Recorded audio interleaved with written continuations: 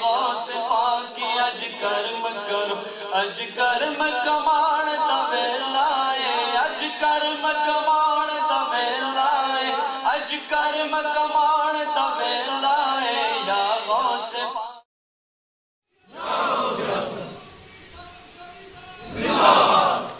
اب رب ٹوٹ گیا ہے، برحال میں اتنا کہوں، دیکھیے اللہ کیا فرمائے گا، ان میں سے جن جن کو پہچانتے ہو ان کو جہنم سے نکال کے جنت میں داخل کر دو۔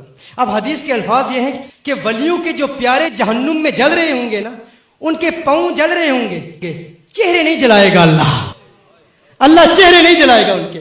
کیوں نہیں جلائے گا؟ اللہ جانتا ہے کہ ولی اپنے پیاروں کو چہرے دیکھ کر پہچانیں گے، اللہ جانتا ہے شفاعت ولی کریں گے، اللہ جانتا ہے ولی جنت دیں گے، اسی لیے ان کے چہرے نہیں جلاتا، چہرے سلامت رہتے ہیں۔ اللہ فرماتا ہے جاؤ ان میں سے جس کو پہچانتے ہو جہنم سے نکال کے جنت میں داخل کر دو۔ اب پہچان کیسے ہوتی ہے؟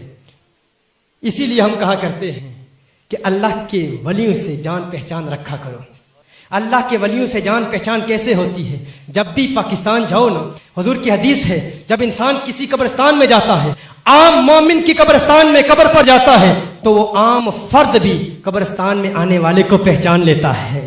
تو جب پاکستان جاؤ پاک پتن شریف ضرور جایا کرو، داتا علی حجویری کے مزار پر ضرور جایا کرو، کیونکہ اگر تم ان کے دور میں نہیں تھے تو نہ صحیح ارے قبر میں جان پہچان کر لو۔ بروز قیامت جب بڑی شفاعت کریں گے تو تم کہو گے ہم معین الدین چشتی اجمیری کے دور میں نہیں تھے، ہم بابا فرید الدین گنج شکر کے دور میں نہیں تھے۔ جب جہنم میں پاؤں ہماری گناہوں کی وجہ سے جل رہے ہوں گے تو بابا فرید کو کہیں گے بابا فرید میں تیرے دور میں نہیں تھا لیکن بابا فرید یاد ہے پاک پتن حاضری ضرور دیا کرتا تھا۔ ارے خواجہ اجمیری میں تیرے دور میں نہیں تھا لیکن یاد ہے آپ کو جب بھی ہند آتا اجمیر شریف ضرور آتا۔ جان پہچان ہو جاتی ہے تو اللہ فرماتا ہے ولیو جاؤ جسے پہچانتے ہو جہنم سے نکال کے داخل جنت کر دو۔ اس وقت کچھ ایسے بھی ہوں گے جو بڑی حسرت بڑی نگاہوں سے دیکھ رہے ہوں گے، کاش کہ دنیا میں ہم ولیوں کے خلاف نہ بولتے۔ کچھ ایسے بھی ہوں گے جن کے چہرے دنیا میں بھی لعنت برس رہی ہے، دنیا میں بھی جلے ہوئے ہیں، وہاں بھی جلے ہوئے نظر آ رہے ہوں گے، وہ چہرے بھی دیکھ رہے ہوں گے کاش کوئی ولی ہمیں پہچان لے۔ ارے ولی تجھے کاہے پہچانے، ولی تجھے کیوں پہچانے؟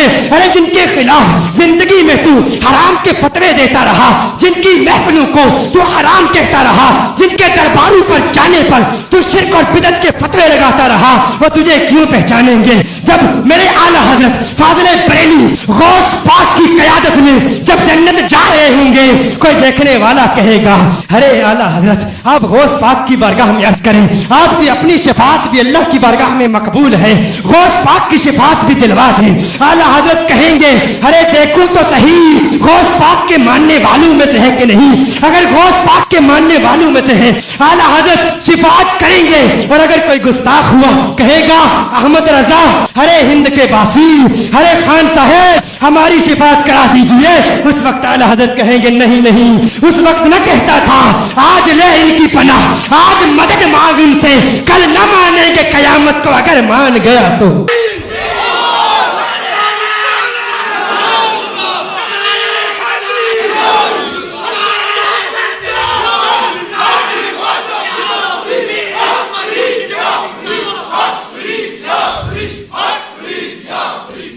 یہ فکر ہمیں، یہ نظریہ ہمیں اعلیٰ حضرت سے ملا ہے۔